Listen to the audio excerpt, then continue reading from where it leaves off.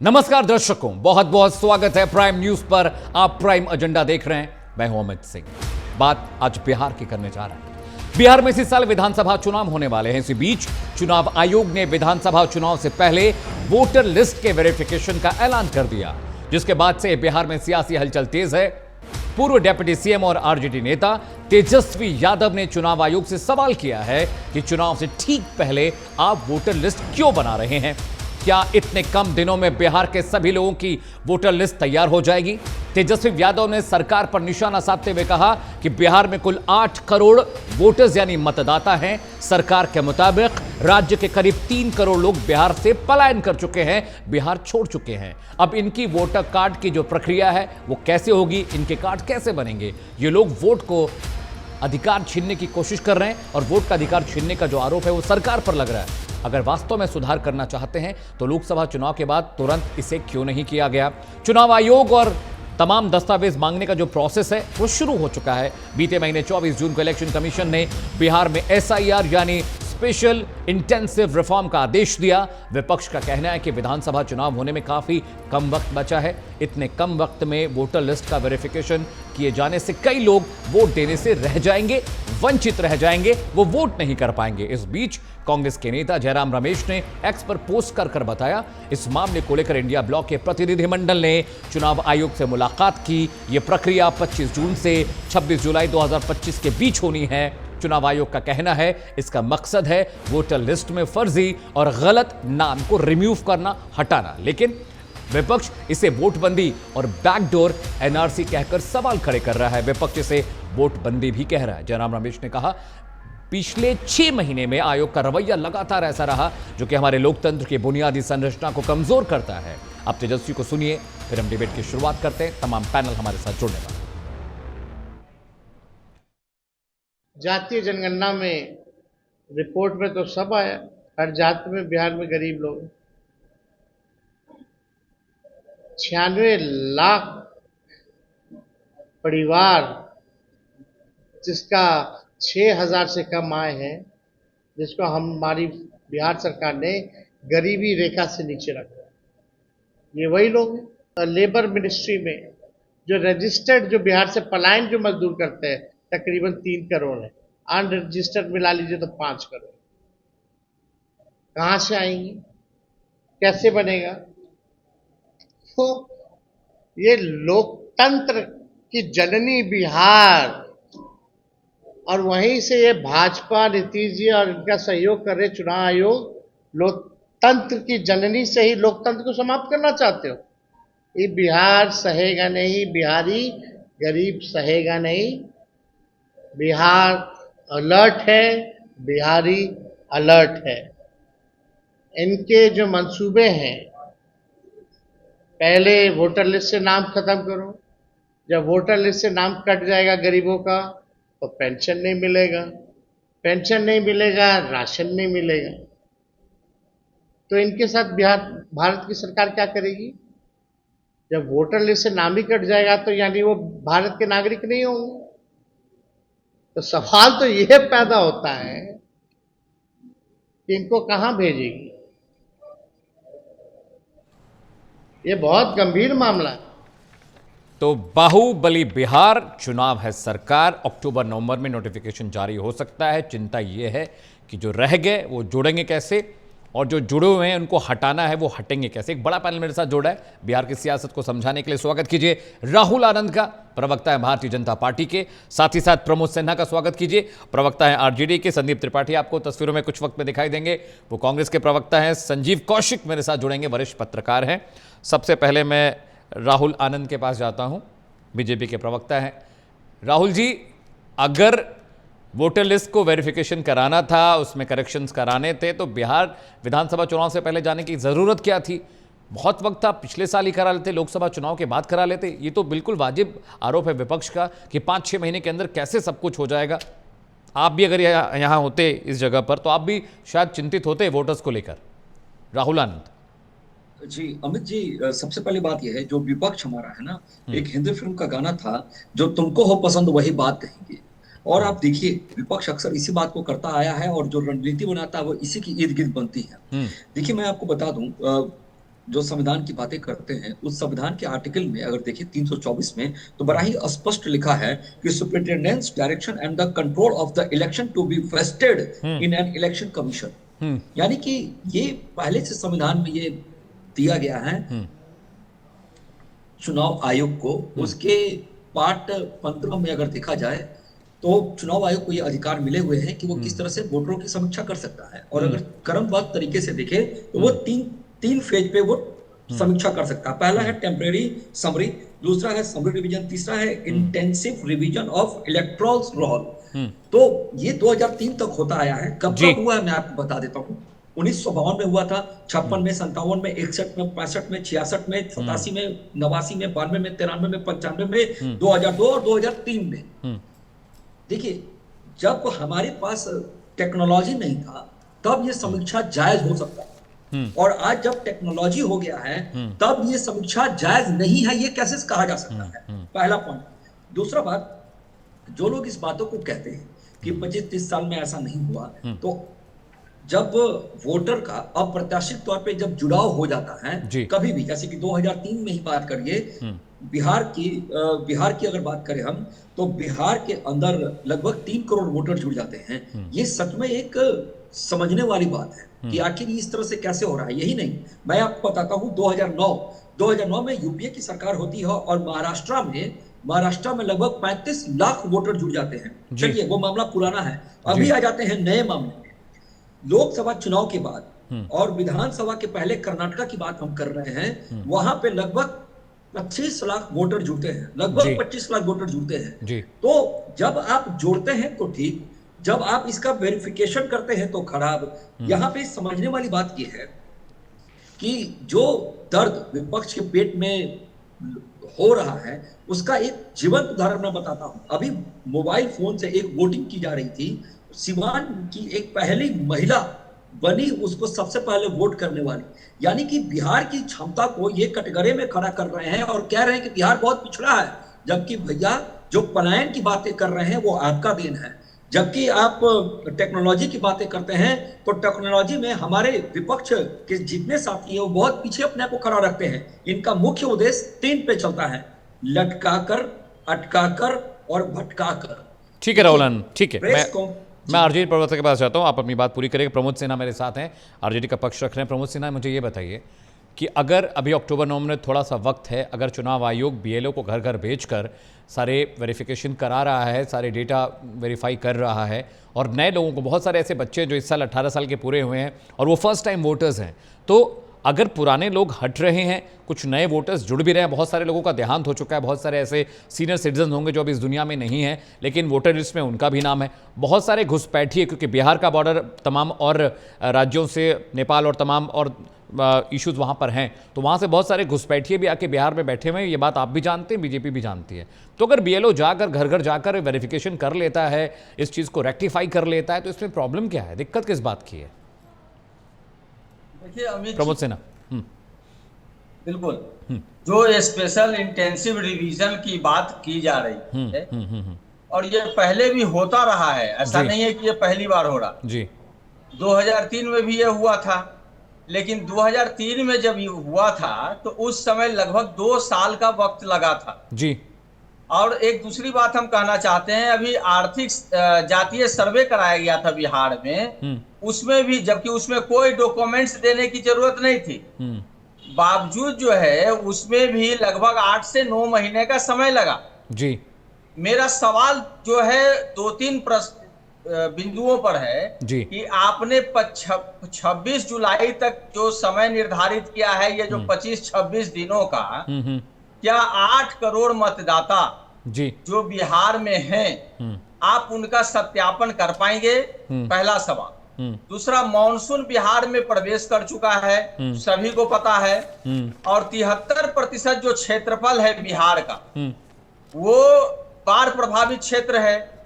बाढ़ के दिनों में लोग जो है अपने जान माल की सुरक्षा ही तो किसी तरह से कर पाते हैं, तटबंधों पे वो शरण लिए रहते हैं, और ये प्रकृति का जो आफत है, और बिहार के संदर्भ में आप तमाम लोगों को पता है ये कोई पहली बार नहीं है जी। तो जो समय चुना गया है और जो इतना कम समय दिया गया है, इस पर जो है सवाल उठना जायज है, क्योंकि जब आप गहन पुनरीक्षण कराइए, हमको कहीं कोई आपत्ति नहीं है, उस समीक्षा कराते हैं, उस पर हमको कहाँ दिक्कत है, पहले भी होता रहा है। लेकिन आपने जो 11 जो है डॉक्यूमेंट्स की मांग की है जी सत्यापन के लिए, उसमें आपने उन डॉक्यूमेंट्स को नहीं रखा है, जैसे आधार, आपने आधार को नहीं रखा है, जबकि अधिकतर लोगों के पास आज आधार मौजूद है। जी कुछ दिन पहले यही वोटर लिस्ट में आधार को लिंक किया जा रहा था। तो ये समझने वाली बात है, जब आप आधार को वोटर लिस्ट से आप लिंक कर रहे होते हैं और आप आज आधार को मान्यता नहीं दे रहे हैं जी। दूसरी बात है, जब 2024 में लोकसभा का चुनाव हुआ, तो आप अगर आपको पुनरीक्षण कराना है और ये आपके मन में ये मनसा थी कि कुछ वैसे वोटर्स यहाँ बन गए हैं जिनको यहाँ नहीं होना चाहिए, तो आप बताइए ना कि आपके पास पर्याप्त समय था, आप उस समय का सदुपयोग करते। आप बताइए, ऑफिशियल डाटा है लेबर डिपार्टमेंट का, जिसमें 2,90,00,000 लोग जो है रजिस्टर्ड हैं, जो बिहार से बाहर दूसरे राज्यों में पलायन करके गए हैं वहां किसी तरह से रोजी रोटी गुजर बसर करने के लिए। आप बताइए कि 25 दिनों के भीतर वो कैसे आएंगे और डॉक्यूमेंट्स को सत्यापित करेंगे। अभी देखिए, आज 3 तारीख है, आज तक अभी तक हमारे पास जो है बीएलओ नहीं पहुंच पाए हैं जी। तो आप, जबकि हम पटना राजधानी में रहते हैं जी, तो आपने जो एक समय निर्धारित किया है कि 25-26 दिनों के भीतर 26 जुलाई तक हम काम को कर लेंगे, 80 लाख वोटर्स को सत्यापित कर देंगे। ठीक है प्रमोद जी, समझ गया। आपकी परेशानी यही है कि वक्त बहुत कम है, बहुत सारे बिहारी भाई जो बाहर रहते हैं वो कैसे ऐड हो पाएंगे, और बारिश का समय है, बाढ़ का वक्त है, तो दिक्कत होगी। प्रमोद जी मेरे साथ जुड़ रहे हैं, माफ के संदीप त्रिपाठी मेरे साथ जुड़ रहे हैं, प्रवक्ता है कांग्रेस पार्टी के। संदीप जी, क्या ये वक्त जानबूझकर, विपक्ष आरोप ये लगा रहा है कि जानबूझकर बारिश और बाढ़ का वक्त चुना गया, जानबूझकर विधानसभा चुनाव से कुछ महीने पहले बीजेपी ने ये डिसाइड किया, क्योंकि ये पूरी साजिश है चुनावों से पहले, यह आरोप विपक्ष लगा रहा है। संदीप त्रिपाठी। देखिए, जैसा कि सभी जानते हैं कि बिहार में चुनाव भारतीय जनता पार्टी और एनडीए गठबंधन हारने जा रहे हैं। सबको पता है, बहुत बुरी तरह हारने। हारने से, हार से बचने के लिए अपनी एक विंग को भारतीय जनता पार्टी पहले भी चुनाव में इस्तेमाल करती रही है, चाहे वो महाराष्ट्र का चुनाव हो, चाहे वो हरियाणा का चुनाव हो। वहां पर हमने इनसे 2 ऑथेंटिक चीजें मांगी थी कि आप 5 बजे के बाद कि जो भी वीडियोग्राफी कराई है आपने वोटिंग देते समय की, वो हमारा राइट है, आप हमको दे दीजिए जी। नहीं दिया इन्होंने। हमने कहा कि वोटर लिस्ट वो दे दीजिए जो मशीनों से पढ़ी जा सके, इलेक्ट्रॉनिक फॉर्म, वो आपने हमको नहीं दिया। उसके लिए आपने कानून में संशोधन कर दिया। तो ये चट्टे लोग हैं, चोरी करते हैं। अभी बात कोई कह रहा था लटकाने और भटकाने, और बताया कि जो है पलायन के लिए ये लोग जिम्मेदार। भैया 20 साल से शासन कर रहे हो, अभी भी हम जिम्मेदार। मतलब बच्चा पैदा हुआ, आप जब से हो वोट देने लायक हो गया, और अभी पलायन के लिए जिम्मेदार। मतलब गजब की बात है। कैसे कैसे मूढ़ानंद लोग हैं कि मतलब जो बच्चा आपके समय में पैदा हुआ वोट देने लायक हो गया, और हम पलायन की समस्या अगर हमारे समय मान लीजिए थी, मान लीजिए आपकी बात मान लेते हैं, तो 20 साल क्या आप घास छीन रहे थे? क्या कर रहे थे? अब आते हैं मुद्दे की बात, जो अभी बात आई, जो हमारे आरजेडी के साथी ने कहा, उसमें से 2-3 चीजें और ऐड कर देता हूं। सर मुझे लगता है कि इस पैनल में बैठे हुए शायद किसी भी व्यक्ति के पास जन्म प्रमाण पत्र हो। मुझे नहीं लगता। ईमानदारी से अगर कसम खा के कोई बोले, मैं चैलेंज के साथ कह सकता हूं कि किसी के पास बर्थ सर्टिफिकेट नहीं होगा। मेरे पास है सर। संदीप जी, सर अपवाद है, हॉस्पिटल वगैरह में पैदा हुए होंगे, नर्सरी स्कूल में इंग्लिश मीडियम में पढ़ना रहा होगा, तो हो सकता है बन गया हो। हमारे तो आज तक नहीं है सर जी। सच्चाई जो ही है जी, इसलिए कि पंजाब में बर्थ हुआ, वहां के बाद हमारे पिताजी यहाँ आ गए, तो हमारे पास बर्थ सर्टिफिकेट नहीं है। तो आप बिना बर्थ सर्टिफिकेट के आप वोटर नहीं बनाओगे। मतलब आधार का काम खत्म, प्रमाण पत्र का काम खत्म, अब आपको चाहिए जन्म प्रमाण पत्र। जबकि जो मांग रहे हैं, अगर उनसे उनका जन्म प्रमाण पत्र मांग लिया जाए तो उनके पास नहीं हो। राहुल तो जवाब ले लेते हैं। आप सच्चाई यही है जी संदीप भाई कि आप ये चाहते हो कि जो भी गरीब मजदूर व्यक्ति है, जो SC ST OBC कम्युनिटी का व्यक्ति है, वो वोट ही न दे पाए।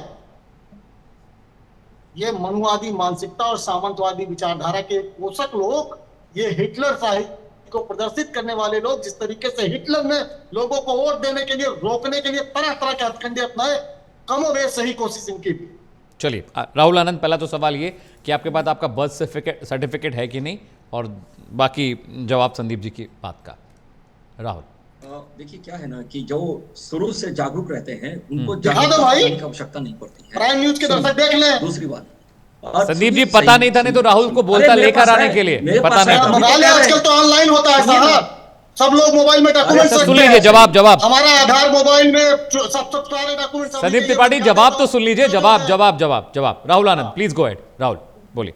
देखिए क्या है कि मैंने कहा कि जो शुरू से जब जागरूक रहते हैं तो उनको जागरूकता फैलाने की आवश्यकता नहीं पड़ती है। जब आप जन्म लेते हैं ना तो आपके बारे में एक प्रिस्क्रिप्शन तैयार होता है और लिखा जाता है कि बच्चा कब जन्म लिया, किस समय लिया और किस डेट को लिया, और उसको क्या क्या है उसकी एक रिपोर्ट तैयार होती है। और सुनिए, और दूसरी सबसे बड़ी बात यह है कि बड़ा आश्चर्य का बात है अमित जी कि 11 दस्तावेज मांगे गए हैं और हमारा विपक्ष कहता है कि 11 में से कोई नहीं मिलेगा आपके पास। ये कैसे प्रमाणित कर सकता है? बिहार की जनता जो 12 से 13 करोड़ आबादी है, किसी ने एक आवाज तक नहीं उठाया क्योंकि सबको पता है कि वास्तविकता क्या है। लेकिन फिर भी ये कहते हैं कि टेक्नोलॉजी में बिहार बहुत पिछड़ा है। आज एक क्लिक से राज्य की और केंद्र की योजनाओं का पता चल जाता है लोगों को, और ये कह रहे हैं कि किसी को पता ही नहीं चलेगा। जनधन खाता भी जब खोला गया था तो उस समय इसी तरह के विकार हुए थे। उसमें एक कुछ अन्य सरकारी दस्तावेज में मांगे गए हैं बैंक, पोस्ट ऑफिस पासबुक, राजस्व रिकॉर्ड। ये सुनना नहीं चाहते हैं, इसलिए इस तरह की बातें करते हैं। देखिए मैंने आपको बताया कि बिहार की पलायन की बात भी कर रहे थे, तो आप एक बार उठाकर देखिए आंकड़े, और आंकड़ों का सत्यापन कर देख लीजिए कि जब 6 से 7 हजार बिहार का पर व्यक्ति आया था और आज 58,000 है, कितने का फर्क आया है जी। वो हमारा चर्चा का विषय नहीं है, इसलिए उस पर नहीं जा रहे हैं। आपको ये भी देखना चाहिए कि उस समय आपका बजट क्या था, आज आपका बजट क्या है, इसकी भी चर्चा होनी चाहिए। तो आप जब निरंतर बढ़ते हैं और बिहार के अंदर जब एक महिला ऑनलाइन वोटिंग कर सकती है मोबाइल ऐप के माध्यम से, तो आप सोचिए कि बिहार के अन्य जो जिला है उसमें कहां कहां नहीं मोबाइल पहुंच चुका है। आज गरीब दलित के बच्चे हो या महादलित के बच्चे हो या अन्य वर्ग के बच्चे हो, सब फेसबुक, यूट्यूब और सारी सरकारी योजनाओं को संजीव जी के पास जाना जी। ठीक है। संजीव कौशिक मेरे साथ है, वरिष्ठ पत्रकार हैं। संजीव जी, दो बातें। पहली बात तो ये कि विपक्ष का जो डर है कि वक्त रहते तमाम जो वोटर्स हैं वो रेक्टिफाई नहीं हो पाएंगे, बहुत सारे वोटर्स कट जाएंगे, इससे विपक्ष का नुकसान होगा। संदीप भाई कह रहे हैं कि ST SC OBC जो वोटर्स हैं वो अपना नाम उसमें नहीं डलवा पाएंगे क्योंकि ज़रूरी डॉक्यूमेंट्स नहीं है। दूसरी बात ये, क्या ये पहल बीजेपी ने गलत वक्त पर शुरू की है? संजीव कौशिक भाई, पिछले हमें ये कहने में कोई गुरेज नहीं है, थोड़ा सा इको हो रहा है उसको। हाँ, मैं इको ठीक कराता हूँ। ये कहने में ठीक है, देव इको ठीक कोई गुरेज नहीं है कि पिछले 11 सालों में देश के संवैधानिक संस्थानों का जिसमें क्षरण हुआ है, उसमें सबसे ज्यादा चुनाव आयोग का क्षरण हुआ है। चुनाव आयोग को सरकार का पिट्ठू बना के रख दिया गया। ये वही चुनाव आयोग जो किसी जमाने में TN सेशन हुआ करते थे और किसी राजनेता की हिम्मत नहीं होती थी कि उसके सामने जाके तन के खड़े हो जाए और नियम के इर्द अगल बगल में जाए। आज की स्थिति यह है कि सुबह से लेकर शाम तक चुनाव आयोग जितने नियम कानून बनाते हैं और जितने विपक्षी पार्टियों के द्वारा उस पर सवाल खड़े किए जाते हैं, वो शायराना अंदाज में उसका जवाब देते हैं। दुर्भाग्य से वो अभी नहीं रहे। इससे पहले वाले जो चीफ इलेक्शन कमीशन के थे, उनके बारे में सारे लोगों को जानकारी है, उनके काम करने का रवैया किस तरह का था। मैं सिर्फ ये एक बात कहना चाह रहा हूँ कि क्या ये सचमुच में अभी जो मतदाता सूची संशोधन की बात की जा रही है, ये मतदाता सूची संशोधन है? मैं मानता हूं कि संशोधन की बात ही नहीं है, ये नए सिरे से मतदाता सूची बनाने की बात है। उसको पुराने वाले मतदाता सूची को एक सिरे से खारिज कर देने की बात है। जिस तरह के नियम कानून इसमें लाए गए हैं, जिस तरह से बताया गया है कि नहीं 1 जुलाई 1987 और 2 दिसंबर 2004 के बीच में यदि आपका जन्म हुआ है तो आपके अपने माता पिता का जन्म उसमें सर्टिफिकेट लगाना पड़ेगा, आपको ये सिद्ध करना पड़ेगा। आम तौर पर जिन लोगों के पास सर्टिफिकेट होते हैं वो उनके पास या तो आधार होते हैं, नहीं तो ये वोटर आईडी कार्ड होते हैं, जो तमाम बहुत इजीली उपलब्ध है, उन सारों को खारिज कर दिया गया है। पासपोर्ट हिंदुस्तान में कितने लोगों के पास है? पासपोर्ट इसमें मान्य है। सरकारी यदि आप नौकरी करते हैं तो सरकारी नौकरी से रिटायर्ड हुए हैं या उसके कागजात आपके पास है, वो मान्य है। मतलब ये कि जो लोग मतलब बिहार से अधिकांश लोग, जो आंकड़े तेजस्वी यादव बता रहे थे, एक बहुत बड़ा वर्ग पलायन करके बाहर जाता है, कमाता है, खाता है और फिर वापस आता है। उसको लगता है कि बिहार की स्थिति सुधर रही है, उसमें अपनी वो भागीदारी निभाता है और बिहार में सरकार बनाने की कोशिश करता है। चिंता उसकी ये होती है कि पलायन करने की नौबत नहीं है। और चुनाव आयोग जिस तरह से हमेशा से संदेह के घेरे में रहा, इससे पहले महाराष्ट्र के इलेक्शन में आपने देखा, पिछले 5 सालों में जिस तरह से लोकसभा के चुनाव में 31 लाख वोटर बढ़ते हैं, 5 महीने में बढ़ जाते हैं, विधानसभा के चुनाव में 41 लाख बढ़ जाते हैं। जब विपक्षी पार्टियां चुनाव आयोग से कहती है कि आप हमें आंकड़े दे दो, दोनों के वोटर जो भी लिस्ट है वो आप दे दो हमें, तो कोर्ट तक जाने की नौबत आ जाती है और कोर्ट में जाने के बावजूद वो पेश नहीं कर पाते और कहते हैं कि नहीं हमारे पास नहीं होते, सारे लोगों के पास है, तो फिर वही कॉपी दे दो आप हमें। चुनाव आयोग अपनी जिम्मेदारियों से पल्ला झाड़ता हुआ दिखाई दे रहा है और लगातार सरकार के पक्ष में झुक करके सरकार जिस तरह की सबूत पे छोड़ रही है। अब सबसे बड़ी चिंता यदि बिहार में यदि आपको बांग्लादेशियों की चिंता है, घुसपैठियों की चिंता है, तो क्या नेपाल से आने वाले लोग या हमारे जो हिंदू लोग हैं, जो लोग पहले से बसे हुए हैं, उन लोगों की चिंता नहीं है आपको? बहुतायत वर्ग ऐसे हैं जो यहाँ पे बहुत सालों से बसे हुए हैं, उनके पास पेपर है, पुराने पेपर नहीं है, लेकिन वहाँ यहाँ के नागरिक बन गए हैं, तो आपके नाक पर यदि मक्खी बैठ जाए तो आप उस पर हथौड़ा चला देंगे, मार देंगे। ठीक है संजीव कौशिक, ठीक है, ये कौन? ठीक है, पॉइंट टेकन। आरजेडी के प्रवक्ता के पास जा रहा हूँ जी, प्रमोद जी बताइए, रिस्पॉन्ड। देखिए अभी संजीव कौशिक जी ने जो बातें कही, सबसे महत्वपूर्ण बात उन्होंने कहने का काम किया कि ये पूरी तरीके से जो पहले से जो वोटर लिस्ट है जी, उसको खारिज कर जो है नए सिरे से वोटर लिस्ट बनाने की बात है। और चूंकि जब एक एक वोटर लिस्ट को सत्यापित करना है अपना जो है सर्टिफिकेट देने के बाद, तो इसको नए सिरे से बनाना है। दूसरा है, जब आप नए सिरे से वोटर लिस्ट बनाइएगा तो फिर वोटर कार्ड भी बनाना होगा। तो क्या 25 दिन की अवधि में ये सारे काम हो सकते हैं? पहला चीज। अब रहा सवाल, कुछ लोग बोल रहे थे कि हमारे पास जन्म प्रमाण पत्र है। 3 महत्वपूर्ण जो 11 दस्तावेज, मैं आ रहा हूं आपके पास जी। उसमें 3 महत्वपूर्ण दस्तावेज में जन्म प्रमाण पत्र, मैट्रिकुलेशन प्रमाण पत्र और जाति प्रमाण पत्र है। अब आप देखिए जन्म प्रमाण पत्र के बारे में भारत सरकार के जो NFS-3 के अनुसार 2001 से 2005 में जन्मे बच्चों में से केवल 2.8 के पास जन्म प्रमाण पत्र था जी। इससे स्पष्ट है कि 1965 और 85 के बीच में अब जो जन्मे लोग हैं उनके पास कितनी रही होगी। अब मैट्रिक प्रमाण पत्र की जब बात आती है तो NFHS-2 के अनुसार आज 40 से 60 वर्ष के पुरुषों में केवल 10 से 13% ने हाई स्कूल की पढ़ाई पूरी की है। ये समझने की बात है। अब रहा जाति प्रमाण पत्र की, तो इंडिया ह्यूमन डेवलपमेंट सर्वे 2011-12 के अनुसार अनुसूचित जातियों के लगभग 20% और अन्य पिछड़ा वर्ग के लगभग 25% लोगों के पास जाति प्रमाण पत्र था।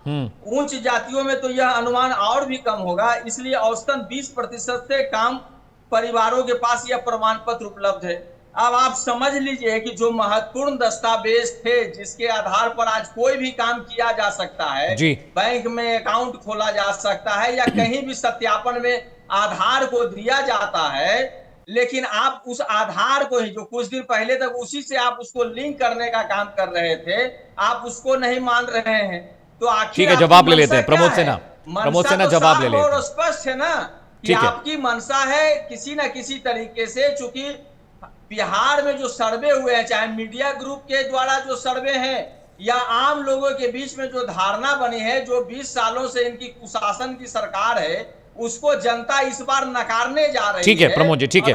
राहुल आनंद, एक तो बहुत गंभीर आरोप आप पर लग रहा है कि ये टाइमिंग, ठीक है प्रमोद जी समझ गया, एक तो बहुत गंभीर आरोप लग रहा है कि टाइमिंग बहुत गलत थी। दूसरा, आप पूरे सिस्टम को डैमेज करने की कोशिश कर रहे हैं। क्या महीने 1.5 महीने में सारा काम पूरा हो जाएगा? क्या इतनी बड़ी टीम चुनाव आयोग की बिहार में एक्टिव है? राहुल आनंद। अमित जी देखिए, चीजों को अगर परिपक्वता से समझी जाए तो मैं आपको 2 मिनट मुझे समझ दीजिए, मैं आपको सारी चीजों को बता देता हूं। ठीक है, सबसे पहले बात ये आते हैं कि देखिए मद्रास की बात कर लेते हैं। मद्रास में डीएमके की शिकायत पे लगभग 45,000 फर्जी वोटर का नाम हटाए गए, 2017 की बात है। राजस्थान की बात कर लीजिए तो लगभग 6.5 लाख से अधिक डुप्लीकेट और मृतकों या प्रस्थान कर चुके लोगों के नाम हटाए गए। महाराष्ट्र की बात कीजिए तो लगभग 2.16 लाख फर्जी मतदाताओं को हटाया गया। तेलंगाना जहां कांग्रेस की सरकार है, 2024-25 की बात कीजिए तो लगभग 58,000 डुप्लीकेट वोटर आईडी पहचाने गए और उनको हटाया गया। और सबसे बड़ी बात, एक जो नए रिपोर्ट आए हैं उसके अंदर 1 लाख से अधिक फर्जी मतदाता को हटाया गया है। पश्चिम बंगाल 2025 में अगर बात करें तो लगभग 8,000 मतदाताओं को हटाया गया है। ये चीजें जो हो रही है ना, जब इनके फेवर की होती है तो इनको लगता है कि संविधान खतरे में नहीं है, लेकिन जब वही नरेंद्र मोदी जी जब बातों को करते हैं कि एक देश एक चुनाव पे चला जाए तो ये सारे लोग खड़े हो जाते हैं और हल्ला करने लगते हैं, ये कहकर कि नहीं ऐसा हो ही नहीं सकता है। जो देश के अंदर लगातार हर राज्य में कहीं ना कहीं किसी ना किसी दिन चुनाव होता रहता है जी। तो ये जो आरोप लगाते हैं हम पे कि भारतीय जनता पार्टी चुनाव आयोग का इस्तेमाल करती है, तो आप हमारे साथ आ जाइए ना, हम आपके साथ खड़े हैं। इन्होंने महाराष्ट्र पे आरोप लगाया और जब चुनाव आयोग ने कहा कि लिखित शिकायत दीजिए, कितने लोग गए देने के लिए, कोई नहीं गया देने के लिए। जब चुनाव आयोग ने, अभी कुछ दिन पहले की बात है कि जब ये इंडिया अलायंस के सारे लोग जब गए थे चुनाव आयोग के पास अपने कुछ लिखित प्रश्न का उत्तर मांगने के लिए, त्रिपाठी आ रहा हूं, एक पीसी कर सारे प्रश्नों का उत्तर दिया गया है, लेकिन जवाब दे दीजिएगा। ये जो चोर जो शोर मचा रहा है वो इसलिए मचा रहा है क्योंकि देश के संसाधन के ऊपर अप्रत्याशित तौर से जो एम समीकरण के जो राजनीतिक करने वाले लोग हैं उनको कभी भी अमित जी जो चोर है किस प्रकार से ये चोर हम प्रचार कर रहे हैं। प्रमोद सिन्हा में आ रहा हूं, आप बोल चुके हैं, प्रमोद सिन्हा आप बोल चुके हैं, संदीप जी के पास जाना है। प्रमोद सिन्हा बारी बारी से, प्रमोद सिन्हा बारी बारी से, मैं आपके पास आऊंगा, अभी संदीप भाई के पास जाना है जी। राहुल आप पूरा, आपने बात पूरी कर ली राहुल जी। मैं यही कह रहा था कि जब भी इस देश के ऊपर कार्रवाई की जाती है, जो घुसपैठिया हमारे देश के अंदर बैठे हैं इनके पेट में दर्द हो जाता है। दिल्ली की बातें कर लीजिए, वहां पे इनके पेट में दर्द हो जाता है। मैं आपको एक चीज याद दिलाता हूं, 2006 की बात है कि जब पश्चिम बंगाल की मुख्यमंत्री उस समय सांसद थी, वो एक बंच लेकर जाती है स्पीकर के पास और फाड़ कर फेंकती है और ये कहती है कि अप्रत्याशित तौर पे बांग्लादेशी घुसपैठियों को बंगाल में बसाया जा रहा है और उनको वोटर बनाया जा रहा है, तो उसका मैं प्रतिकार करती हूं। और उसके बाद इनकी जब सरकार बनती है, देखिए वो भी उसी लाइन पे आ गई। क्या ये सही है? देश की राष्ट्रीयता के साथ, संप्रभुता के साथ इस तरह का छेड़छाड़ संभव है? ठीक है, संदीप त्रिपाठी जवाब दीजिए। संदीप त्रिपाठी। अमित भाई बड़ी मजेदार बात अभी कह दी राहुल जी कि ममता बनर्जी 2006 में कह रही थी, उसके बाद उन्होंने कुछ नहीं किया। अरे भैया कृष्ण सुदर्शनधारी, आप भी तो असम में दुनिया भर की नौटंकी बता रहे थे, बहुत कपोलिया खेल रहे थे। जरा 10 नाम बता दीजिए जिसको आपने निकाल दिया, 10 बांग्लादेशी का नाम बता दीजिए। यहाँ तक कि अगर केंद्र में आप जाएंगे, हमने जो बांग्लादेशी अन्य घुसपैठियों को निकाला, उसके एवज में हम 1 लाख के ऊपर 10 साल में निकाले हैं, 12,000 10 साल के अंदर में निकाले हैं। लेकिन गपोलिया इनको मारना है, गपोलिया करके राजनीति करिएगा, कुछ करिएगा नहीं। भाई असम में जीत रही है इसी नाम पर चुनाव, और कई राज्यों में खूब ड्रामेबाजी कर रहे थे। कितने लोगों को निकाला आपने? उत्तर प्रदेश में कह रहे थे कि रोहिंग्या बस गए, तो क्या फलाना बस गया, ढिमका बस गया, ड्रामेबाजी कर रहे थे। कितने लोग को निकाला आपने? बस आइएगा, गपोलिया करिएगा, उसके बाद चुनाव जीत जाइएगा, भूल जाइएगा। उसके बाद फिर बताइएगा कि इतने घुस गए, उतने घुस गए। तो भांग खा के सो रहे हैं क्या मोदी जी? केंद्र में सरकार आपकी, बॉर्डर आपके जिम्मे, 25 किलोमीटर का बॉर्डर ये सब देखती है, जो अमित शाह के अंडर में आती है, तड़ीपार के अंडर में आती है। तो क्या कर रहा है तड़ीपार? सिर्फ सरकारों को खरीदेगा, विधायकों को कैप्चर करेगा, बॉर्डर नहीं रख पाएगा। क्या कर रहा है भाई? बस लेकिन बात यह है कि आपको विपक्ष से सवाल पूछना।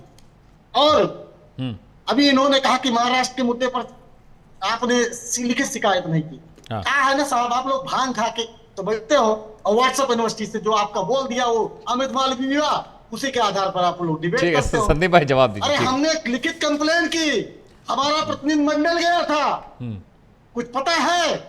अभिषेक मनवी जी गए थे मुंबई, और आप बता रहे कोई लिखित में कंप्लेन नहीं हुई है।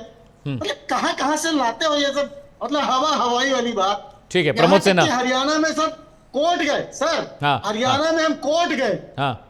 कोर्ट में रणदीप सुरजेवाला जी ने एक याचिका दायर की थी और एक महमूद प्राचा ने, दोनों में आदेश हुआ कि इनको आप वोटर लिस्ट दीजिए।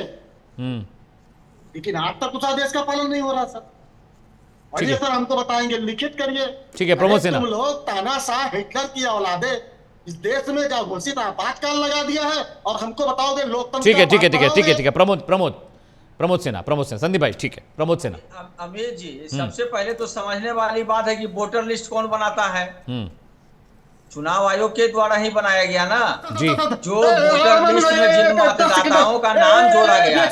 10 सेकंड अमित भाई, 10 सेकंड एक बात बोलूंगा, बहुत अच्छा। जरूरी बात याद आई है। बोल लीजिए। बहुत जरूरी बात है, सुन लीजिए, बहुत जरूरी बात, पूरी डिबेट का साथ। हाँ, अभी सर किसी ने कहा कि एक देश एक चुनाव की बात करते हैं तो विपक्ष वाले नौटंकी बताते हैं। अरे भैया, एक देश एक वोटर लिस्ट तो पहले कर दीजिए। ग्राम पंचायत की अलग लिस्ट बनती है, विधानसभा की अलग लिस्ट बनती है, लोकसभा की अलग बनती है। अगर ये सारे ड्रामेबाजी करनी थी तो 24 के पहले पूरे देश में कर लेते। इतने लाख वहां निकल गए, इतने लाख यहाँ निकल गए, पूरे देश की लिस्ट का आप निरीक्षण कर लेते। लेकिन आपको करना कुछ नहीं है, बताया गपोलिया कर दी। चलिए, ठीक है, धन्यवाद प्रमोद सिन्हा, ठीक है संदीप भाई। Pramod Sinha, please respond. देखिए, वही सवाल उठा रहे थे कि मतदाता सूची में जो नाम दर्ज होता है कौन कराता है? अगर आधार कार्ड बनता है तो किसके द्वारा बनाया जाता है? और अगर सीमा सुरक्षा बल की सुरक्षा की जवाबदेही किसके ऊपर में है? 11 वर्षों से तो केंद्र में इनकी सरकार है, बिहार में तो 20 वर्षों से माननीय मुख्यमंत्री नीतीश कुमार जी हैं, तो जवाब तो इनको देना है ना। लेकिन जब हम लोग विपक्ष में हैं और विपक्ष में रहने के कारण हमारी भूमिका और अधिक बढ़ जाती है। जब आप इस प्रकार से वोट बंदी करने का प्रयास करिएगा तो हमारी जवाबदेही जनता के प्रति ज्यादा बढ़ती है। हम उस जवाबदेही का निर्वहन करने का काम कर रहे हैं। और अभी आपने देखा कि हमारे जो है विपक्ष के नेताओं ने जाकर के जब चुनाव आयोग से मिलने का काम किया तो हमारे नेता और राज्यसभा सांसद मनोज झा जी ने तो कल स्पष्ट रूप से कहा कि जो ये मुलाकात हुई वो संतोषप्रद नहीं थी। इसका मतलब क्या हुआ कि जब चुनाव आयोग में जब हम अपनी आपत्तियों को दर्ज कराए तो कहीं ना कहीं उन आपत्तियों पर उधर से संतोषप्रद उत्तर नहीं मिला होगा या उन आपत्तियों पर दरकिनार किया गया होगा। तो ये महत्वपूर्ण विषय है कि आप जो है हठधर्मिता अपना करके कम समय में आप इस प्रकार का जो है रवैया अपनाने का काम कर रहे हैं, ये कहीं से उचित नहीं है। इसी प्रकार का काम इन लोगों ने नोटबंदी में करने का काम किया। कितने लोग जो है मर गए और उसके बाद आपने देखा कि सारे पैसे जो है बैंकों में वापस आ गए। क्या लाभ हुआ? जो 23,000 करोड़ रुपया जो है नए नोटों के छपाई में लग गया। जी, ठीक है संजीव कौशिक, ये तो एक पॉलिटिकल आइटनरी है कि जब बीजेपी की सरकार आती है तो वो कांग्रेस को कहते हैं कि सीबीआई, आईबी और इलेक्शन कमीशन को उंगली पर सरकार नचा रही है। जब सरकार बीजेपी की आई, कांग्रेस ने कहा, कांग्रेस की सरकार आई, बीजेपी ने कहा। आप एक वरिष्ठ पत्रकार हैं, मैं आपसे समझना चाहता हूँ क्या सच में ये पॉसिबिलिटी है क्या कि आप इलेक्शन कमीशन को कंट्रोल करें, सीबीआई को कंट्रोल करें, आईबी को कंट्रोल करें? क्या इतना आसान है कि कांग्रेस सरकार में तो कांग्रेस कंट्रोल कर रही है, बीजेपी की सरकार आई तो बीजेपी कंट्रोल कर रही है, किसी और की सरकार आई तो वो कंट्रोल करने लगा सिस्टम को? संजीव पूछ रहा हूं कि अब तक बचपन से लेके अब तक आपने देखा होगा कि इलेक्शन कमीशन हर चुनाव से पहले लोगों के पास जाकर के, मतदाताओं के पास जाकर के उससे आग्रह करता है कि आप अपना नाम वोटर लिस्ट में जुड़वाएं। वो प्रोत्साहित करता है, प्रेरित करता है कि आप भारत के मतदाता हैं और आपको वोट देने का अधिकार है, इससे ज्यादा इसमें भाग लें। पहली बार ऐसा देखने को मिला है कि इलेक्शन कमीशन लोगों के मतदाता में से लिस्ट में से नाम काटने के लिए उतारू है। करीब 13 करोड़ के आसपास में बिहार में मतदाता है, जिसमें से 8 करोड़ वयस्क है। 8 करोड़ वयस्क में से 3 करोड़ 2023 तक जिनका 2003 तक उनका नाम था। जो 5 करोड़ लगभग वयस्क बच जाएंगे संजीव जी, 13 नहीं, कुल संजीव जी माफ कीजिएगा, कुल 8 करोड़ मतदाता है। एग्जैक्ट अगर फिगर चाहिए तो 7 करोड़ 49,65,804 हैं। 13 करोड़ कहाँ है? जो बाहर हुए हैं वो 2,18,217 हैं। लिस्ट में जो नए वोटर जुड़े हैं वो 14,66,829 हैं। ये डेटा आपका डेटा कहाँ से लिया डेटा आपने संजीव जी? 13 करोड़ कहाँ हैं वोटर्स बिहार में? नहीं सर, मुझे लग रहा है कि शायद संभव है कि डेटा मेरे पास नहीं, डेटा ठीक नहीं संजीव जी, आपका डेटा ठीक नहीं, गलत है डेटा। हाँ, आगे बोलिए। नहीं, एक मिनट मेरी बात है। कुल आबादी लगभग 13 करोड़ है, जिसमें से 8 करोड़ वयस्क हैं जिनका नाम मतदाता सूची में होना चाहिए। आबादी हो सकती है, वोटर्स नहीं हो सकते, आबादी हो सकती है। इनमें से 3 करोड़ लोगों का नाम 2003 के मतदाता सूची में था, बाकी 5 करोड़ को अपनी नागरिकता के प्रमाण पत्र जुटाने पड़ेंगे। ये मैं थोड़ा सा मैं गर्व कर रहा था। ठीक है, जुटाने पड़ेंगे, प्लीज गो। लगभग 2.5 करोड़ के आसपास में अभी भी उनके पास प्रमाण अरे पत्र नहीं है। संदीप जी, आप गलत है, मैं नहीं बोलता। संदीप त्रिपाठी बैठे हैं, पूरा डेटा रटा हुआ है, वो तो हमें पता था, हमने बोल दिया है। ये संदीप जी खुद ही बीच में रोक देते हैं आपको। संजीव कौशिक, नहीं, आंकड़ों में यदि कोई गड़बड़ी हो रही थी तो रोकना आपका फर्ज बनता है। यदि आपके पास नहीं, संदीप जी चौके, बिल्कुल चौके। जैसे आपने 13 करोड़ तुरंत वो चौक गए स्क्रीन पे, उनकी शक्ल में देख रहा था, करे क्या पढ़ रहा है ये आदमी। संजीव कौशिक, ठीक है, बताइए आगे चलिए। हाँ, मैं कुल आबादी की बात कर रहा हूँ, तो वो मैं थोड़ा सा गड़बड़ हो रहा था। तो मैं सिर्फ ये कह रहा हूँ कि जिन लोगों को प्रमाण पत्र जुटाने की जरूरत पड़ेगी, निश्चित तौर पर उनके लिए आसान नहीं होगा। ठीक है, और आसान इसलिए भी नहीं होगा क्योंकि प्रमाण पत्र, वो जन्म प्रमाण पत्र, संदीप जी ने खुद कहा कि किनके पास है, यहाँ पे जितने लोग बैठे हैं यदि बता दें कि किनके पास प्रमाण पत्र, जन्म प्रमाण पत्र। मेरे पास भी नहीं है, उनके पास भी नहीं है। अब राहुल भाई के पास है तो राहुल भाई के पास है, लेकिन अधिकांशतः लोगों के पास नहीं है। ये एक बहुत बड़ी चुनौती होगी। लेकिन और भी तो डॉक्यूमेंट्स हैं संजीव भाई, और भी डॉक्यूमेंट्स हैं, उनके जरिए वेरिफिकेशन हो सकता है। और भी डॉक्यूमेंट्स हैं। कितने प्रतिशत लोगों के पास पासपोर्ट है, कितने प्रतिशत लोगों के पास सरकारी नौकरियों के कागजात है जिसको मान्यता दी जाएगी, कितने प्रतिशत लोगों के पास मैट्रिक सर्टिफिकेट है जिससे जन्म प्रमाण पत्र बनता है। मतलब जो गरीब तबका है बिहार का, संजीव भाई, जो गरीब तबका है, जो दलित तबका है, उसके लिए चिंता ज्यादा, क्योंकि उनके पास पेपर्स की कमी होगी। ये चिंताजनक ज्यादा है। जो किसान है, जो मजदूर है, जो लेबर क्लास है बिहार का, उनके पास डॉक्यूमेंट्स नहीं होंगे। जो संदीप भाई भी जो रेज कर रहे हैं पॉइंट, यही इशू आपका भी है। जी बिल्कुल बिल्कुल, वही बात मैं भी कह रहा था। ठीक है, मैं आऊंगा, प्रमोद जी आऊंगा। राहुल आनंद, डॉक्यूमेंटेशन की जो, मैं आता हूं आपके पास आ रहा हूं, राहुल के पास जा रहा हूं। राहुल आनंद, जो डॉक्यूमेंटेशन की प्रक्रिया थोड़ा और सुलभ और थोड़ा आसान हो जानी चाहिए थी। ये बहुत वाजिब पॉइंट है कि भाई दलित और जो पिछड़े लोग हैं, जो गरीब गुरबा गांव में रह रहा है, अब दरभंगा, मधेपुरा, पूर्णिया, अब इन सब इलाकों में जो गरीब किसान परिवार, उनके पास सच में डॉक्यूमेंट्स नहीं है, तो वो कैसे खुद को रजिस्टर कराएंगे? उनका वेरिफिकेशन बीएलओ कैसे करेगा जब जाएगा उनके पास? तो राहुल आनंद, देखिए अमित जी, इस चीजों को अगर तथ्य के आधार पर समझा जाए तो मैं 3 चीजों को बताता हूँ। सबसे पहले आते हैं मनरेगा, वो किन लोगों के लिए चलता है, ये एक प्रमाण हो सकता है। दूसरा आते हैं आपको राशन कार्ड, तीसरा आते हैं जनधन योजना।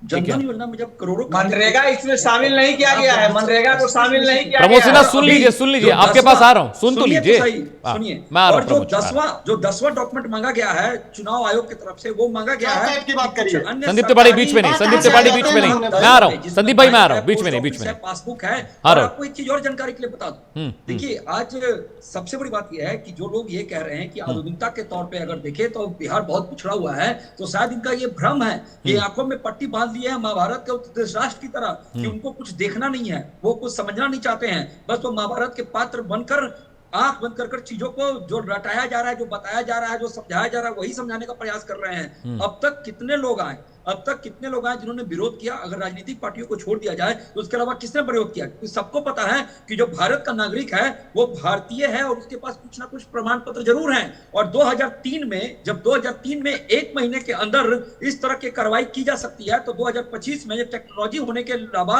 आपके पास पहुंच बहुत आसानी से है, तो ये काम क्यों नहीं किया जा सकता है? सवाल यहाँ ये है कि हमारी जो विपक्ष के लोग हैं ये बातों को उलझाने का प्रयास कर रहे हैं। जब भी चुनाव आयोग कोई भी दस्तावेज की जब समीक्षा करता है तो नहीं 24 के पहले कहीं नहीं करनी। पार्टियां हैं, सबको भेजता है, उनके अपने कार्यकर्ता तैयार होते हैं, हर बूथ पर उनके कार्यकर्ता होते हैं, वो वहां से सत्यापन करा सकते हैं। आरजेडी के पास होगा, भारतीय जनता पार्टी के पास होगा, कांग्रेस के पास होगा कि किस गांव में कौन से बूथ पे कितने वोटर हमारे हैं, ये प्रत्यक्ष रूप से प्रमाण उपलब्ध है।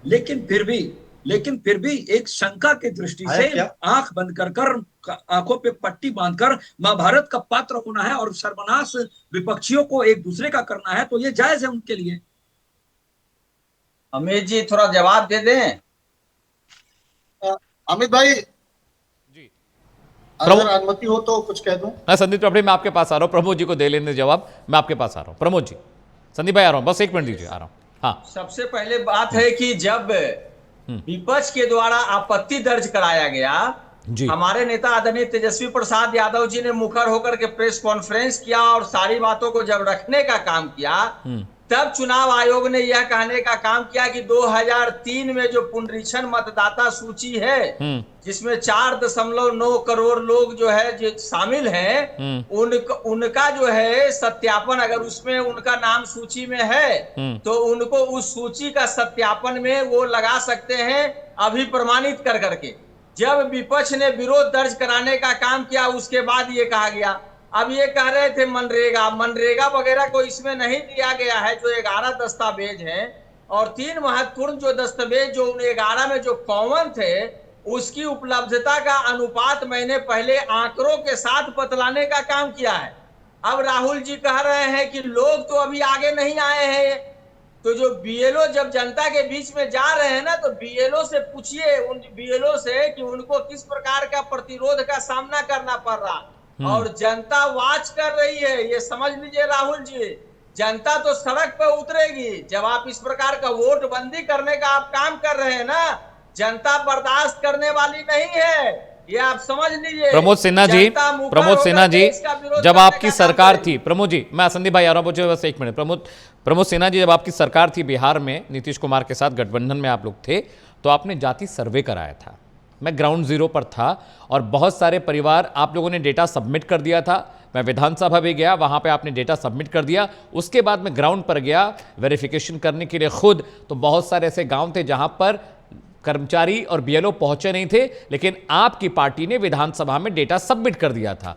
पटना शहर की बात कर रहा हूं, पटना शहर में कम से कम 500 घर ऐसे थे जहां पर कोई सर्वे के लिए पहुंचा नहीं, और आप लोगों ने विधानसभा में डेटा सबमिट कर दिया। तो ये तो कहने के लिए छोड़ ही दीजिए कि जनता को बताए कि जनता को फर्क नहीं पड़ता। बॉस, जनता अपना रोटी कपड़ा मकान में बहुत व्यस्त है, बच्चे पालने में व्यस्त है, स्कूल की फीस भरने में व्यस्त है। ठीक है प्रमोद सिन्हा सुनिए, प्रमोद सिन्हा सुनिए, जनता को फर्क नहीं पड़ता। संदीप त्रिपाठी मुझे सच बताइएगा, ये वोटर लिस्ट बने चाहे ना बने, संदीप त्रिपाठी, जनता को फर्क पड़ेगा क्या? संदीप भाई, जनता को फर्क पड़ेगा क्या?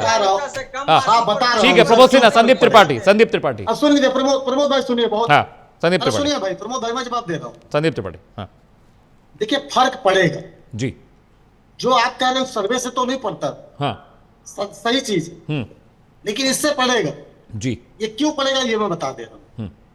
निर्वाचन आयोग जो एक दस्तावेज देता है, जो आईडी देता है, उसी के आधार पर गांव में सर खाते खुलते हैं, उसी के आधार पर राशन कार्ड बनता है, उसी के आधार पर हम सारी योजनाओं का लाभ लेते हैं।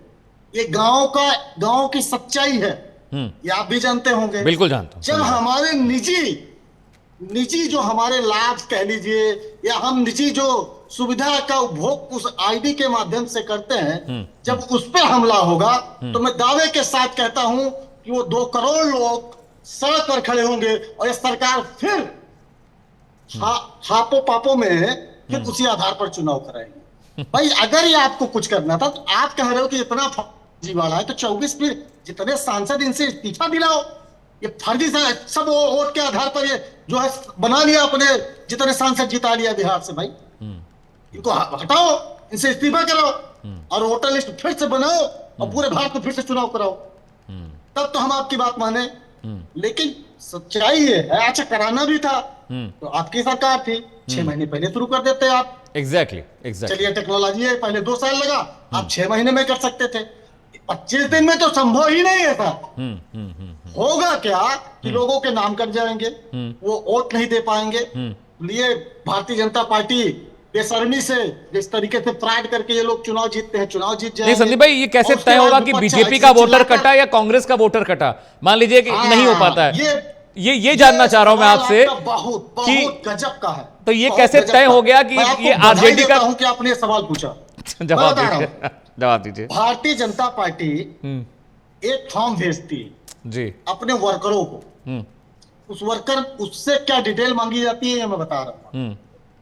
विपक्ष कौन सा नेता आपके बूथ पर रहता है, कितने वोट संभावित हैं जो विपक्ष को जा सकते हैं, उनकी संख्या, नाम सहित मोबाइल अगर नंबर उपलब्ध है तो मोबाइल तक आप उपलब्ध कराइए। ये पैसे के दम पर इस तरीके का सर्वे भारतीय जनता पार्टी उसके लिए पैसा देती है अपने वर्करों। तो ये आरोप बहुत गंभीर है उसके, संदीप भाई, बहुत गंभीर आरोप है। ये फैक्ट है सर, वो फॉर्म हमारे मोबाइल में होगा सर, मैं भेज दूंगा। दावे के साथ जो मैं कह रहा हूं उसमें ये सारी डिटेल मांगी जाती है। ठीक है विपक्ष संदीप भाई, के आप नेता, मुझे भेजिएगा, मुझे विपक्ष भेजिएगा। की विचारधारा से संबंध रखने वाले लोग विपक्ष को कितने वोट पड़ सकते हैं। उसके बाद सर जाति आधारित हमारे यहाँ राजनीति एक फैक्ट है, सच्चाई है। यादव जी हैं तो आरजेडी के वोटर हो सकते हैं, बाबू साहब हैं, यहाँ उत्तर प्रदेश में सपा के हो सकते हैं, बाबू साहब हैं तो बीजेपी के। उनको निपटाओ, उनको काटो, मुस्लिम को काटो। पंडित जी हैं, अगर पंडित जी जो है हम जैसे सेंट्रलाइज वाले हैं तो इनका वोट काटो। सर हमारा वोट काट दिया था सर, 4 बार 5 बार वोट दिया पिछले चुनाव में, 2019 में नाम ही गया। सोचिए सर, और एट द टाइम एकदम लास्ट में वो अच्छा करते क्या है ये भी मैं बता देता हूं सर। होता ये है कि एक निरीक्षक वोटर लिस्ट आती है जिसमें ये कहा जाता है कि आप लोग देख लीजिए, नाम अगर इसमें भरना है या घटना है तो उसके बाद आप कर सकते हैं। चुनाव के एट द टाइम समय, चुनाव के जस्ट पहले एक लिस्ट आती है जिसके आधार पर चुनाव होते हैं। सारा खेला सर उसमें होता है, निरीक्षक तक सारा मामला फिट रहेगा। उसके बाद एक बैक नाम उड़ा दिया जाएगा, फिर आप बूथ पर जाइएगा तो ये भी भैया उस वोटर लिस्ट में तो नाम था भैया, इसमें कैसे हो गया। अब क्या बताए कि ये फराड लोग 420 लोग आ गए हैं सरकार। ठीक है संदीप त्रिपाठी, राहुल आनंद कुछ कहना चाहते हैं। राहुल,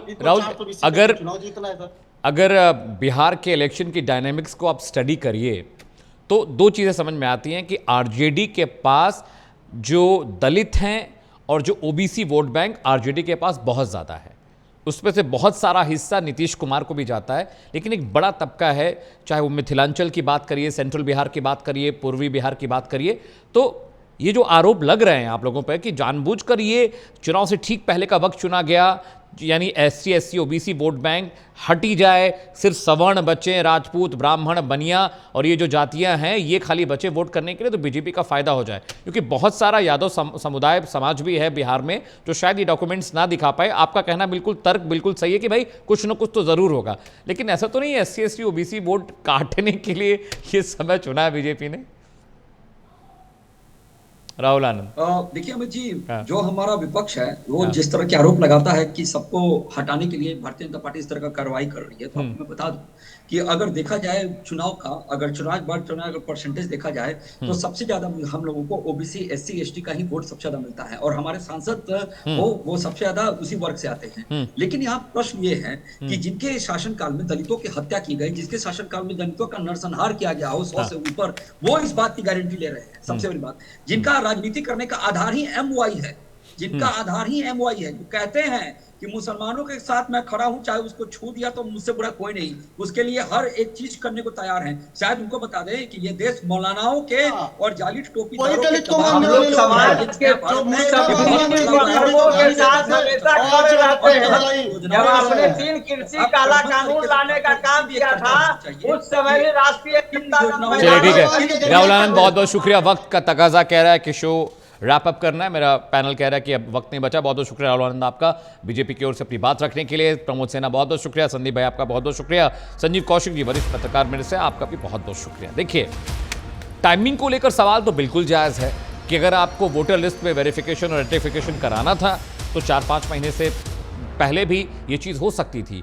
टाइमिंग को लेकर जो पेच है, चाहे चुनाव आयोग पर सवाल खड़े किए जाएं या बीजेपी पर सवाल खड़े हो रहे हैं। रुकना छोटे से ब्रेक के लिए, कहीं जाएगा नहीं, क्योंकि प्राइम न्यूज़ पर खबरों का सिलसिला लगातार जारी है।